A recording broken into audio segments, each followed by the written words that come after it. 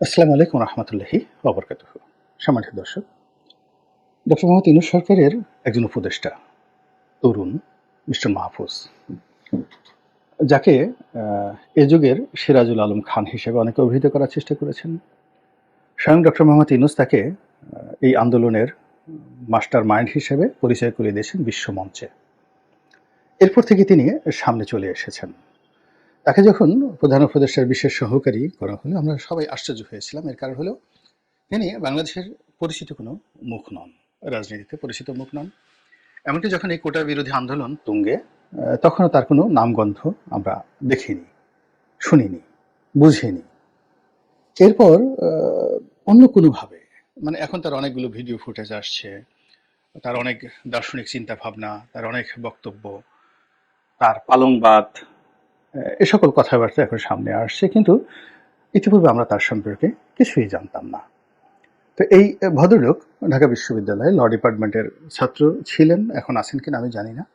যেহেতু আমি ওই ডিপার্টমেন্টের ছাত্র, ল ডিপার্টমেন্টের ছাত্র, তো সে কারণে আমি জানি যে ঢাকা বিশ্ববিদ্যালয়ের কলা অনুষদে, আর্টস ফ্যাকাল্টিতে সবচেয়ে মেধাবী ছেলেরাই সাধারণত এই ল ডিপার্টমেন্টে ভর্তি হয়। তো সেই দিক থেকে তার লেখাপড়া, তার যে সহজাত মেধা, এটা নিয়ে কোনো সন্দেহ নেই। তো তিনি অতি সম্প্রতি প্রমোটেড হয়েছেন। আগে তিনি বিশেষ সহকারী ছিলেন ডক্টর মোহাম্মদ ইউনূসের সঙ্গে, এখন সেখান থেকে প্রমোটেড করে তাকে মন্ত্রীর মর্যাদা দিয়ে উপদেষ্টা করা হয়েছে। কিন্তু তাকে কোনো দপ্তর দেয়া হয়নি, দপ্তরবিহীন। এবং এতে যে পরিবেশ তৈরি হয়েছে সেটা হলো তিনি দপ্তরবিহীন মন্ত্রী হিসেবে সব দপ্তরের উপরই আধিপত্য দেখাতে পারবেন বা দেখাবেন। দ্বিতীয়ত,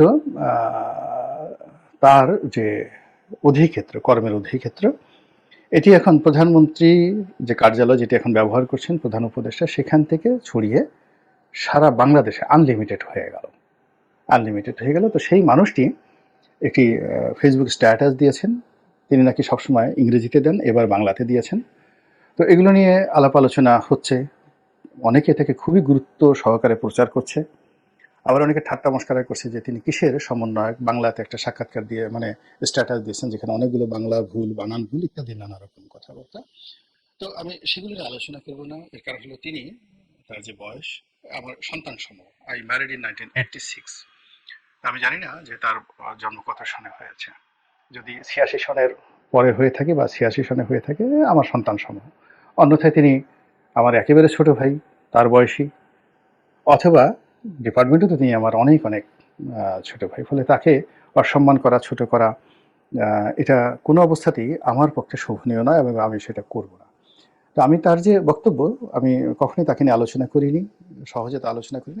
আমি তার নামটা উচ্চারণ করেছি, কিন্তু আজকে তার এই বক্তব্য নিয়ে কথা বলছি এই কারণে যে আলটিমেটলি তিনি যে বক্তব্যটি দিয়েছেন এটি সারা বাংলাদেশে ভাইরাল হয়ে পড়েছে। তিনি যেটি বলেছেন যে একটি অনিবার্য গৃহযুদ্ধ,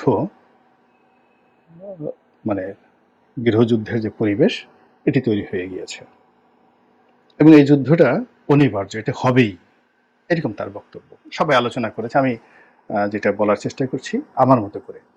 ২ নম্বর হলো যে এই যে গৃহযুদ্ধটা, এটি হবে নতুনদের সঙ্গে পুরনোদের। এখন পুরনো বলতে তিনি বয়স্ক মানুষ, the old man, the old culture, এগুলোর ব্যাপারে বলেননি। তিনি যেহেতু এখানে সমন্বয়ক হিসাবে, উপদেষ্টা হিসাবে, বিশেষ সহকারী হিসাবে একটি বিশেষ রাজনৈতিক মতাদর্শকে তিনি লালন করবেন বা করছেন।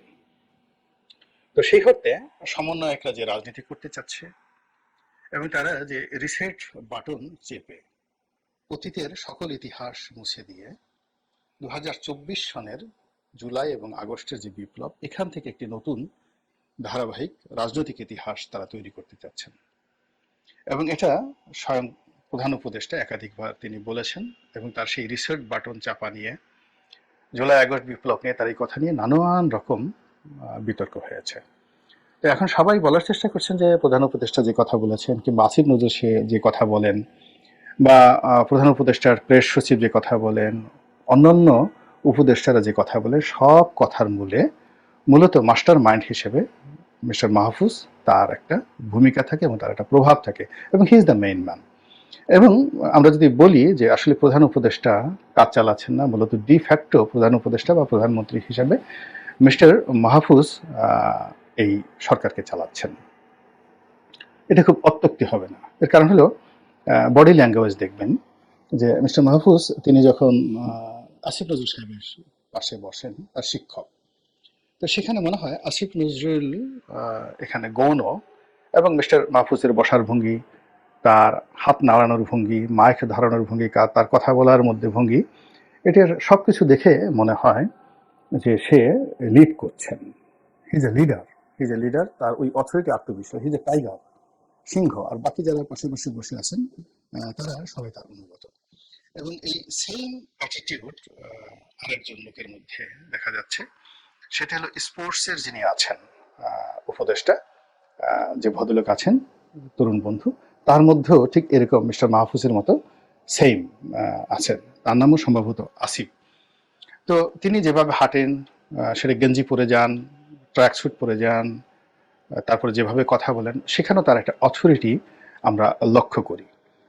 এবং এই দুইজনের মধ্যেই মনে হচ্ছে যে পুরো সরকারকে নেতৃত্ব দেওয়ার যে চাবিকাঠি এই দুজনের হাতে আছে, মিস্টার মাহফুজের হাতে এবং মিস্টার আসিফের হাতে।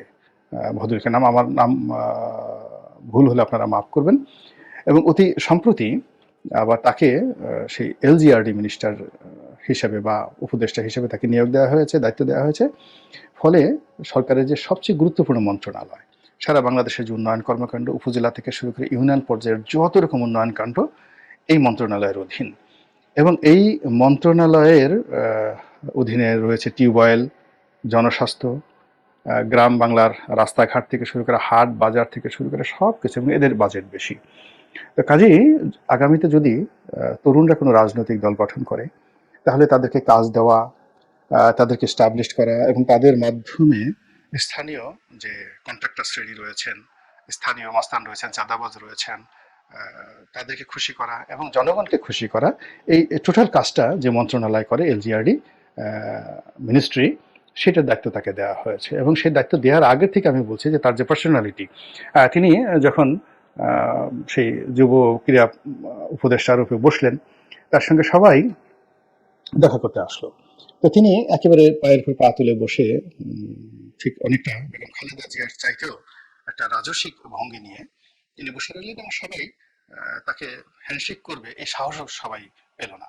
তিনি সালাম ওইভাবে নিলেন, সবাই তাকে খুব বিনয়ের সঙ্গে দাঁড়ালেন, সালাম দিলেন। এর মধ্যে বড় বড় ফুটবলার থেকে শুরু করে আর অনেক নাম করা ব্যক্তিত্ব স্পোর্টস অঙ্গনের ছিলেন, যারা সর্বজন শ্রদ্ধ, তারা সেখানে যাকে বলা হয় তার পাশে বসারও সুযোগ পেলেন না। সামনে সামনে তিনি চেয়ারে বসে, বডি ল্যাঙ্গুয়েজ দেখেই মনে হচ্ছিল he is going to B the next prime minister. তিনি অথবা মাহফুজ, এই দুজনের যে কোনো একজনই ভবিষ্যৎ প্রধানমন্ত্রী হবেন, এবং জানা তেন প্রধানমন্ত্রী নন।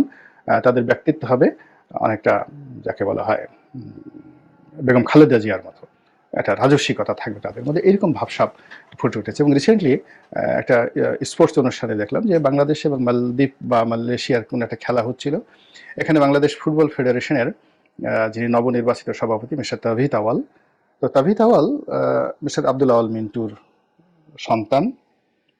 এদের জন্ম হয়েছে সোনার চামচ মুখে দিয়ে, পড়াশোনা করেছেন আমেরিকাতে, এবং যেন তেন পড়াশোনা নয়, খুবই ভালো ভালো ইউনিভার্সিটিতে পড়াশোনা করেছেন। তো যদি সামাজিক অবস্থান ধরেন, তাহলে তাবিত আওয়ালের সামাজিক অবস্থান যদি 133 তলা বিল্ডিং এর উপরে হয়, তাহলে এই যিনি স্পোর্টস উপদেষ্টা হিসেবে যিনি আছেন মিস্টার আসিফ, তার সামাজিক অবস্থানটা এখনো বস্তিতে, বস্তির সাথেও খারাপ অবস্থাতে। যদি এডুকেশন ধরেন, তাহলে ঢাকা বিশ্ববিদ্যালয়ের এডুকেশন আর তাবিত আওয়াল যে বিশ্ববিদ্যালয়ে পড়েছেন তাদের র্যাঙ্কিং আকাশ এবং পাতালের মধ্যে।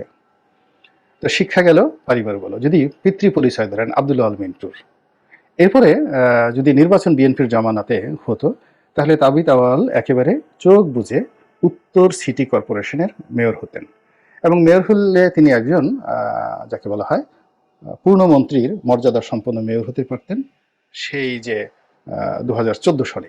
2014 সালে এই হলো তাবিত আওয়ালের গ্রেড। অন্যদিকে যদি বিএনপিকে ভবিষ্যতে ক্ষমতায় ধরেন, তারপরে শেষে তারেক রহমান সাহেবকে যদি ভবিষ্যতের প্রধানমন্ত্রী হিসেবে কেউ কল্পনা করেন, তো সেক্ষেত্রে বিএনপির সবচেয়ে প্রভাবশালী তারেক রহমানের কাছে এই মুহূর্তে যে কজন ঘনিষ্ঠজন আছেন তার মধ্যে ওয়ান অফ দ্য টপ 3, 1, 2, 3, সেই 1, 2, 3-এর মধ্যে তাওহিদ আওয়াল অন্যতম। তো সেই তাওহিদ আওয়াল বাংলাদেশ ফুটবল ফেডারেশনের প্রেসিডেন্ট হিসেবে এই আসিফ মাহমুদের পাশে তিনি বসেছিলেন এই অনুষ্ঠান দেখার জন্য। তো সেখানেও দেখা গিয়েছে যে তিনি তাওহিদ আওয়ালের দিকে তাকে পাত্তা দেওয়ার প্রয়োজন মনে করেন, এবং তিনি তার ব্যক্তিত্ব নিয়ে যেভাবে বসেছিলেন তাতে মনে হয়েছে যে খালেদা জিয়া যেভাবে বসেছেন, মাসুদ প্রেসিডেন্ট যেভাবে বসে আছেন, বঙ্গবন্ধু যেভাবে বসে আছেন, তার পাশে যদি একজন সাধারণ মানুষ যেভাবে বসে থাকেন ঠিক ওইরকমই তাওহিদ আওয়ালকে মনে হচ্ছিল। সো এটা হলো নতুন এবং পুরনোর মধ্যে যেটা উনি বলেছেন যে যুদ্ধটা অনিবার্য নতুন এবং পুরনোর মধ্যে, মানে পুরনো যে রাজনৈতিক যে ধ্যান এবং ধারণা, সেই ধ্যান ধারণার ক্ষেত্রে সেটা আওয়ামী লীগ হোক, বিএনপি হোক, জামাত হোক, জাতীয় পার্টি হোক, সেখানকার সেই প্রধান ব্যক্তি অর্থাৎ এই দুইজন ভদ্রলোক আগামী দিনে এই যে বিপ্লবের অধিকর্তা রূপে, বিপ্লবের ক্রিয়েটার হিসেবে, বিপ্লবের ফাউন্ডার হিসেবে, বিপ্লবের মাস্টার মাইন্ড হিসেবে তারা যে চিন্তা চেতনা করছেন সেটা হলো আগামী দিনের প্রেসিডেন্ট এবং প্রধানমন্ত্রী বাংলাদেশের। তো ওইভাবে তাদের চোখে মুখে যে অভিব্যক্তি প্রকাশিত হয়ে গেছে, সেই অভিব্যক্তির পাশে আপনি যদি এখন তারেক রহমান সাহেবকে নিয়ে বসিয়ে দেন, তো তারেক রহমান সাহেবকে দেখলে, এই তাবিত আওয়ালকে দেখলে উনি যে ধরনের অ্যাটিটিউড করছেন, তারেক রহমান সাহেবকে দেখলে অলমোস্ট সেমই করবেন। তো এই জিনিসগুলো আমরা দেখছি, পিকচারে দেখছি, ভিডিওতে দেখছি, এবং তাদের কথাবার্তা আচার আচরণে মনে হচ্ছে তারা আওয়ামী লীগকে নিষিদ্ধ করে ফেলছেন, ছাত্রলীগকে নিষিদ্ধ করে ফেলছেন, তারা চুপ্পু সাহেবকে করছেন, তারা ডক্টর মোহাম্মদ ইউনূসকে ডমিনেট করছেন, সব কিছু করছেন, এবং তারা এই সমস্ত কর্মকাণ্ডে বেশ সফলতা অর্জন করেছেন। এবং সেই সফলতার সূত্র ধরে তারা যখন বলছেন যে যুদ্ধ একটা অনিবার্য, যুদ্ধ করতে হবেই, এটাকে কোনো অবস্থাতেই যাকে বলা হয় ভয় না পাওয়ার কোনো কারণ নেই। এবং সেই যুদ্ধটা কার সঙ্গে হবে? আওয়ামী লীগের সঙ্গে যুদ্ধ হবে না, কোনো অবস্থাতেই যুদ্ধ হবে না, কারণ Awami League is out of the senior, তারা পরাজিত, তারা পলাতক, তারা দেশের মধ্যে নেই, তারা কেন এদের সঙ্গে যুদ্ধ করবেন? এখন যদি যুদ্ধ হয় জামাতের সঙ্গে, প্রশ্নই আসে না, জামাত এখানে যুদ্ধ করতে যাবে না। জামাতে সবসময় সুবিধাজনক অবস্থানে থাকে, কৌশল করে চলে, সুবহানাল্লাহ আলহামদুলিল্লাহর উপরই চলে, এবং যখনই সুযোগ পায় তারা সুযোগের অনুযায়ী ভদ্রভাবে যতটা ক্ষমতা দেখান ততটা দেখায়, তারা যুদ্ধ করতে যাবে না। যুদ্ধ তারা 71 সনে করেছেন, এবং 71 সনে যুদ্ধ করে তাদের যুদ্ধের যে স্বাদ এটা মিটে গেছে, এবং তাদের যুদ্ধ করার সামর্থ্য কতটুকু আছে এটাও 71 সালে সেটেল হয়ে গেছে। সো তারা এখন দাওয়াতি কর্মকাণ্ডে বেশি ব্যস্ত থাকবে। তাহলে এই যে নতুন এবং পুরাতনের যে যুদ্ধ, সেই যুদ্ধটা হবে বিএনপির সঙ্গে, এবং বিএনপির সঙ্গে সেই যুদ্ধটা কেমন হবে? সেটা কি সশস্ত্র যুদ্ধ হবে নাকি নিরস্ত্র যুদ্ধ হবে? এটার একটা ব্যাখ্যা পাওয়া গিয়েছে। সেই ব্যাখ্যাটা হলো, একজন সমন্বয়ক বলেছেন যে যদি 5 তারিখে আমাদের একটা প্ল্যান ছিল যে এই 5 তারিখের যে আমাদের যে সফলতাটা যদি না আসে, তাহলে আমরা সশস্ত্র বিপ্লবে চলে যাব। তাহলে 5 তারিখে যদি তাদের সশস্ত্র বিপ্লব করার পরিকল্পনা থাকে, প্রস্তুতি থাকে, তাহলে এই যে গত 3 মাসে তাদের সেই প্রস্তুতি কি বলেন বাড়ছে না কমছে?